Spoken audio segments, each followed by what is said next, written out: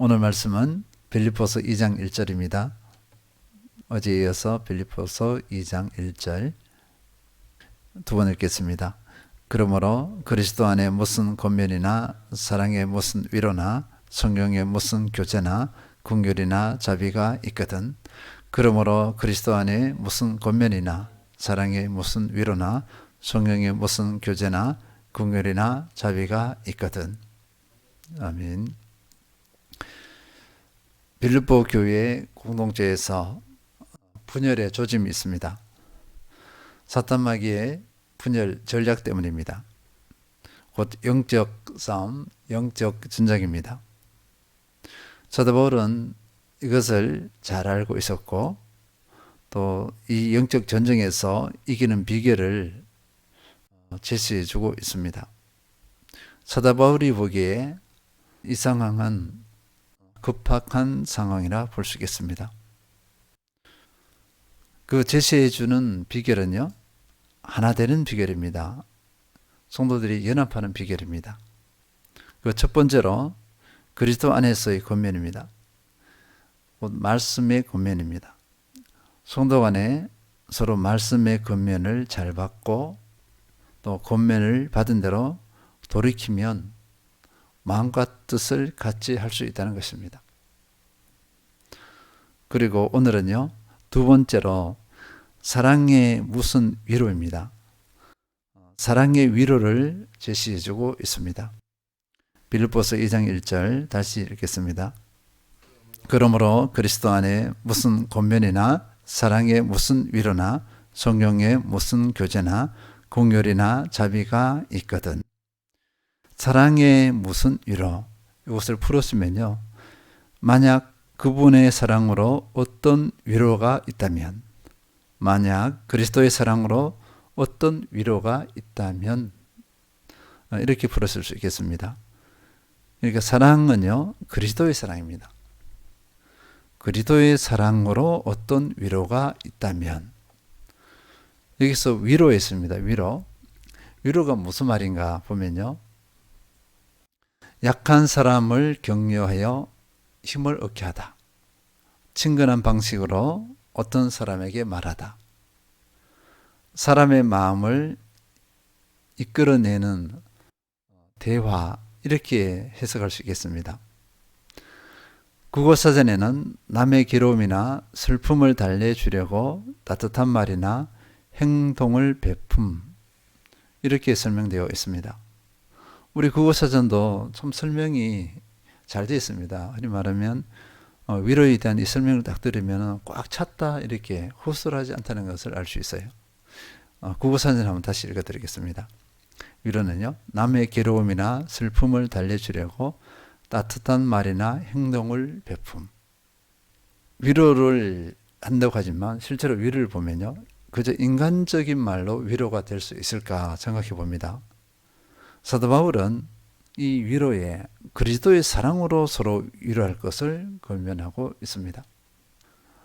위로는 그리스도의 사랑이 근원이다, 또 아가페 사랑이 근원이다라는 것을 가르쳐주고 있습니다.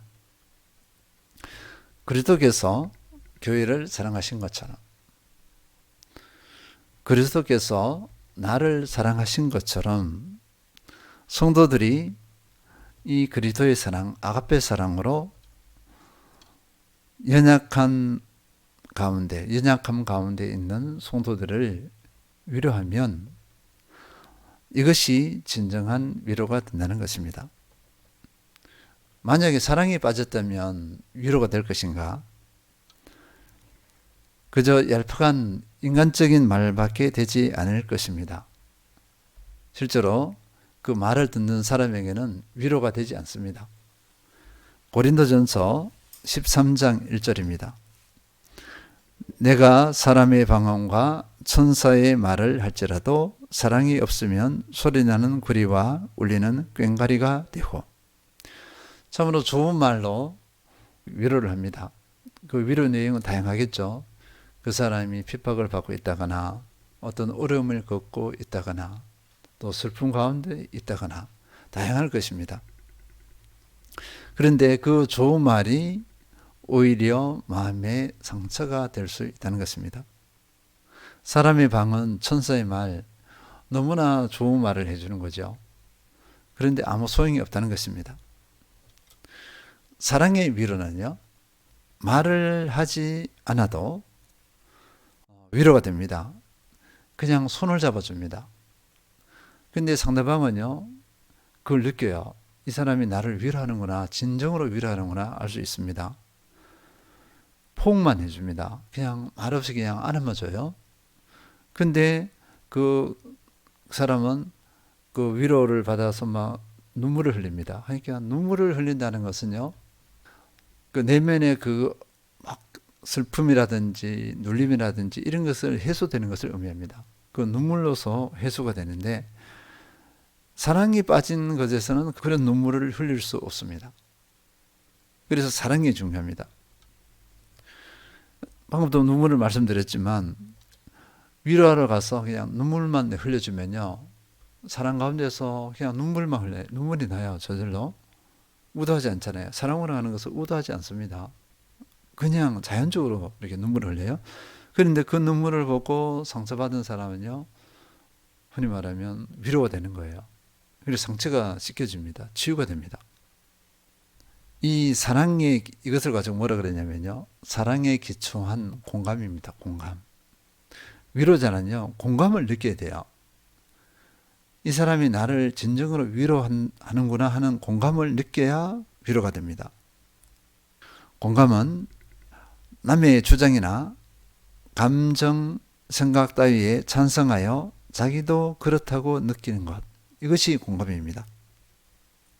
그래서 히브리서 4장 15절 보면요, 우리에게 있는 대제사장은 우리의 연약함을 동정하지 못하실 이가 아니요 모든 일에 우리와 똑같이 시험을 받으신 이로되 죄는 없으시니라. 공감을 가장 잘 하시는 분이 누구인가 보니까요, 예수 그리스도 있습니다. 우리 사랑과는 다르신 분이에요. 완전하시고 걸어가시고 전능하신 분이십니다. 그렇음에도 연약한 우리 인생을 공감하십니다. 완전하신 분, 연약함이 없으신 분이 어떻게 우리를 공감하시는가 할 수 있어요. 근데 하나님께서는, 예수 그리스도께서는 우리를 완전히 공감하십니다. 히브리서 4장 15절에서는요, 우리에게 있는 대제사장, 곧 예수 그리스도입니다. 예수 그리스도는 우리의 연약함을 동정하지, 그냥 공감하지 못하실 분이 아니오, 이렇게 부르실 수 있습니다. 예수 그리스도께서는 우리를 너무나 잘 공감하십니다. 충분히 공감하십니다. 죄와 사망에 눌려 고통받고 있는 우리를 공감하셨습니다. 사탄 마귀의 지배에서 고통받고 있는 우리를 공감하셨습니다. 그래서 십자가에 못 박혀서 자기 목숨을 내주셨습니다. 공감하지 않으셨으면, 사랑에 근거한 공감이 아니셨으면 자기 목숨을 내어주지 못했습니다. 하나님께서는, 예수 그리스도께서는 공감의 모델이십니다. 그래서 예수님의 공감, 하나님의 공감을 우리가 깨달으면, 받은 것을 우리가 인식하게 되면 우리도 공감할 수 있는 사람이 됩니다. 진실한 공감의 사람으로 거듭날 수 있습니다. 우리가 욥기를 잘 알고 있습니다. 제가 욥기의 예를 자주 듣는데요, 욥의 세 친구가 욥을 위로하러 왔습니다. 위로하러 오기는 왔는데 그들의 약점이 뭐냐면요, 욥을 공감하지 못합니다. 왜냐하면 욥을 위한다고 하지만 욥을 사랑하지 않아요.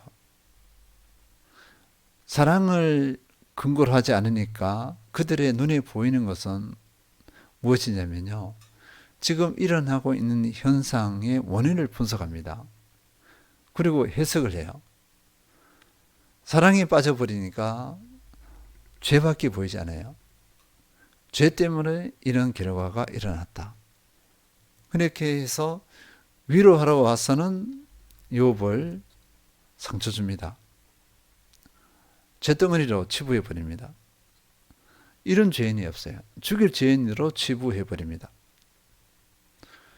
사랑이 없는 공감은 그런 공감입니다. 위로가 될 수 없어요. 사람을 살리고 세우는 것이 아니라 사람을 무너뜨립니다. 흔히 말하는 사람을 죽이는 것입니다. 믿음의 사람은 하나님과 예수님께 이런 사랑의 공감을 받은 존재입니다. 공감이 무엇인지 이미 알고 있는 사람이에요. 그래서 그리스도의 사랑을 아는 사람이다. 예수 그리스도의 사랑을 알고 그리스도의 사랑으로 충만한 사람은 공감할 수 있습니다. 우리 그리스도인들의 많은 실수 중에 하나는 뭐냐면 이 그리스도의 사랑을 받았음에도 불구하고 하나님의 사랑을 받았잖아요. 그 공감을 받았는데 그것을 깨닫지를 못해요. 적용을 하지 못합니다. 그게 뭐냐면 사람에게 적용을 하지 않아요. 지금 오늘 말씀이 사랑의 위로는요, 사람이 공감하라는 것입니다. 공감해야 하나가 된다는 거예요. 그런데 공감을 못합니다. 믿는다면서 믿음이 좋다 하는데 공감하지 못해. 그럼 사랑이 빠졌어요. 그러니까 어떻게 되죠?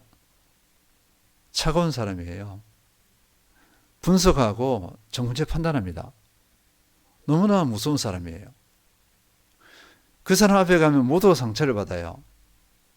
모두가 죄인입니다. 흔히 말하면 이렇게 하는 것이 실제로는 사탄마귀가 그렇게 합니다. 믿음이 좋다 하는데 사탄마귀 짓을 하고 있죠. 많은 분들이 그렇게 신앙을 오해하고 있습니다. 그것이 건강한 신앙이라 생각하고 자기는 잘 믿는다 생각하고 있어요.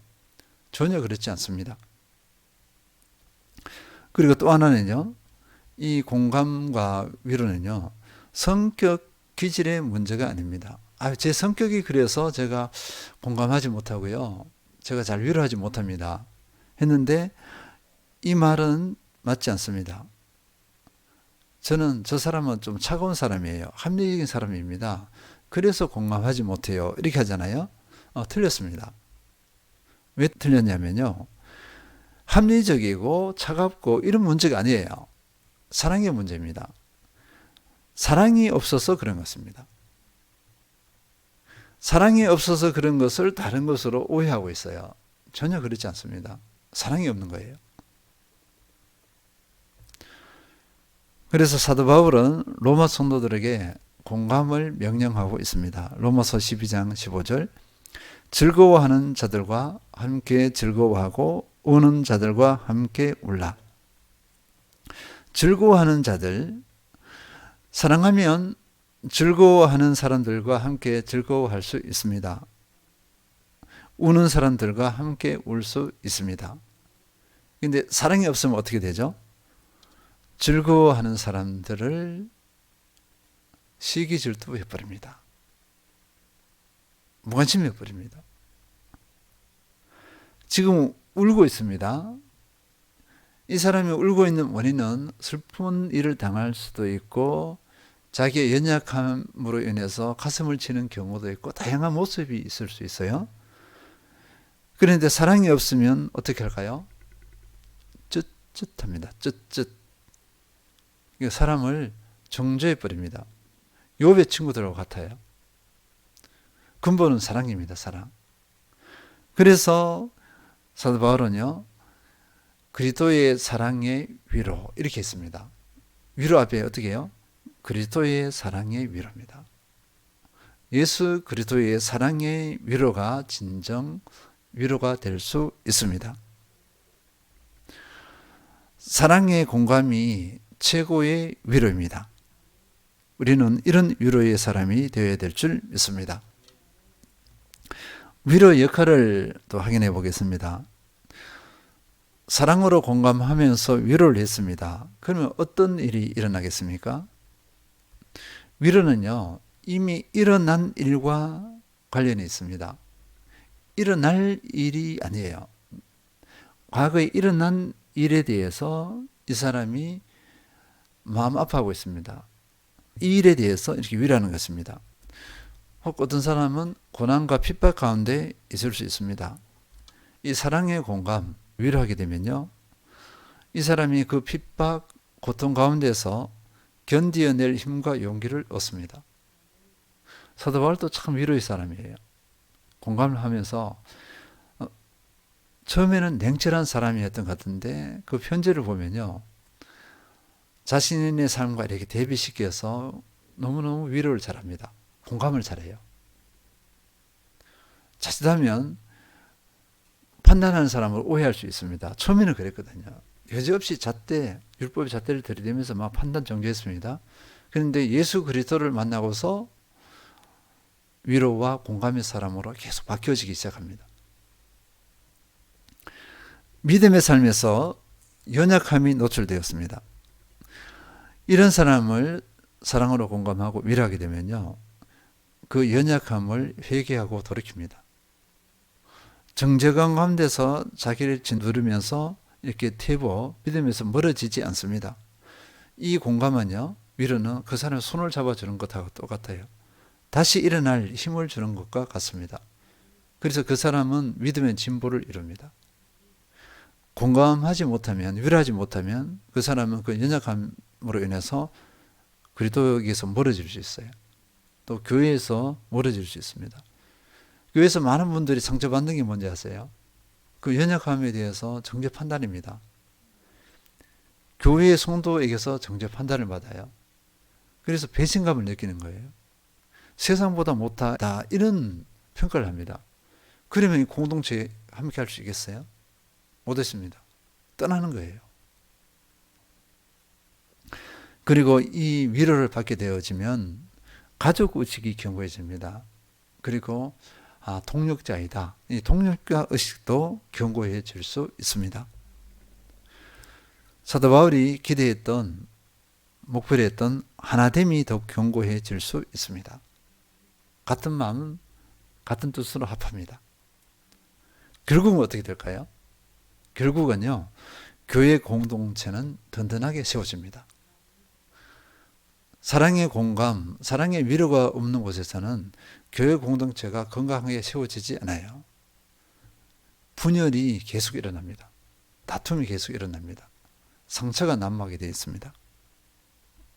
우리 성도님들께서 다양한 상황 가운데서 어떤 위로자가 될 것인가는 자신의 몫입니다.